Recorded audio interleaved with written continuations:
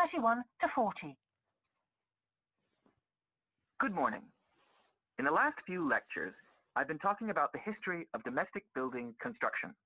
But today, I want to begin looking at some contemporary experimental designs for housing. So, I'm going to start with a house which is constructed more or less under the ground. And one of the interesting things about this project is that the owners, both professionals but not architects, wanted to be closely involved, so they decided to manage the project themselves. Their chief aim was to create somewhere that was as environmentally friendly as possible. But at the same time, they wanted to live somewhere peaceful. They'd both grown up in a rural area and disliked urban life. So the first thing they did was to look for a site, and they found a disused stone quarry in a beautiful area. The price was relatively low, and they liked the idea of recycling the land, as it were. As it was, the quarry was an ugly blot on the landscape, and it wasn't productive any longer either. They consulted various architects and looked at a number of designs before finally deciding on one. As I've said, it was a design for a sort of underground house, and it was built into the earth itself, with 2 stories. The north, east, and west sides were set in the earth, and only the sloping south-facing side was exposed to the light. That was made of a double layer of very strong glass. There were also photovoltaic tiles fixed to the top and bottom of this sloping wall. These are tiles that are designed to store energy from the sun, and the walls had a layer of foam around them too to increase the insulation. Now, what is of interest to us about this project is the features which make the building energy efficient. Sunlight floods in through the glass wall, and to maximize it, there are lots of mirrors and windows inside the house. That helps to spread the light around. So that's the first thing. Light is utilized as fully as possible.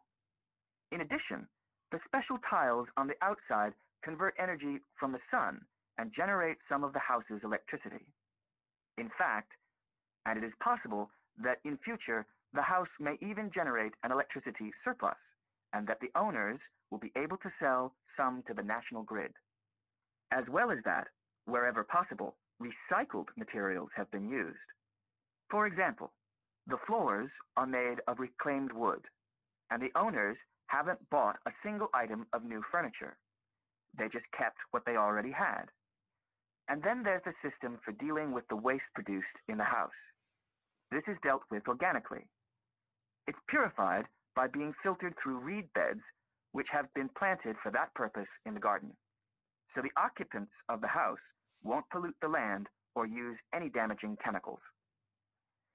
It's true that the actual construction of the house was harmful to the environment, mainly because they had to use massive amounts of concrete, one of the biggest sources of carbon dioxide in manufacturing. And, as you know, this is very damaging to the environment. In total, the house construction has released 70 tons of carbon dioxide into the air. Now that's a frightening thought. However, once the initial debt has been cleared, and it's been calculated that this will only take 15 years, this underground house won't cost anything, environmentally I mean, because unlike ordinary houses, it is run in a way that is completely environmentally friendly. So, eco-housing like this is likely to become much more. That is the end of section 4. You now have half a minute to check your answers.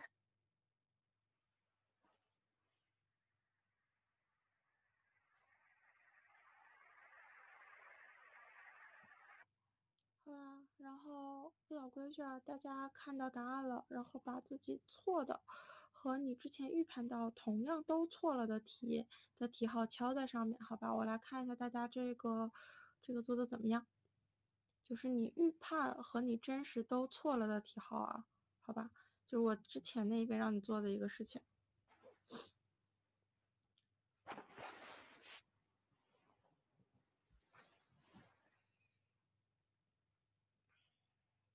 对了几个错了几个都可以啊，我觉得这个都是可以接受的。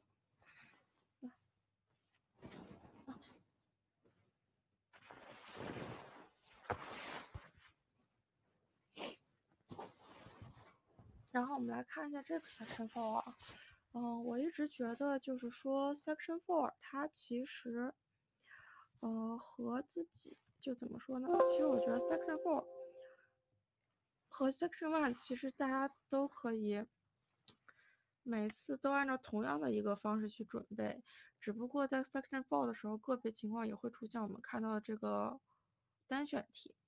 但是我看到的是单选题，其实今天错的人真的没有特别的多啊。这个单选题说真的，我觉得它这个没有很难啊，这个单选题它并没有难为你。那么我们在做任何题之前，一定还是要说的几个事儿啊，就是首先第一点还是我经常提的一个问题，就是审题。那审题无外乎最重要的是，首先看清题型的搭配，然后再看好题目的要求，我觉得这个很重要。那比如说我们这一篇的话，这一篇的题型是什么？就是这一篇的题型就还蛮固定的，对吧？我们可以看到这一篇的是单选加填空，单选加填空，对吧？然后